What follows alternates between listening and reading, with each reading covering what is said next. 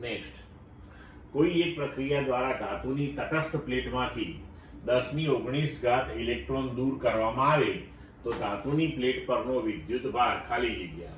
વિકલ્પ છે એ 10⁻19 કુલમ્બ, બી +1.6 coulomb, C 10⁻19 coulomb, D -1.6 coulomb.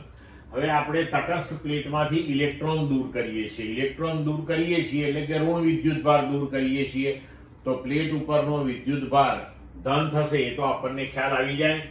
હવે ઇલેક્ટ્રોન દૂર કરવાથી પ્લેટ ધન વીજભારિત થાય છે. હવે કેટલા ઇલેક્ટ્રોન દૂર કર્યા આપણે, તો કે 10⁹. એક ઇલેક્ટ્રોન ઉપરનો ચાર્જ કેટલો હોય, તો કે -1.6 × 10⁻19 કુલમ્બ.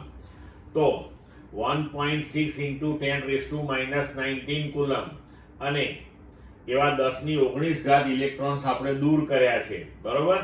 તો હવે જે ચાર્જ બચ્યો એ કેટલો થશે આપણી પાસે, તો કે +1.6 કુલમ્બ. અને વિકલ્પ પ્રમાણે આપણે જવાબ આપી શકીએ બી.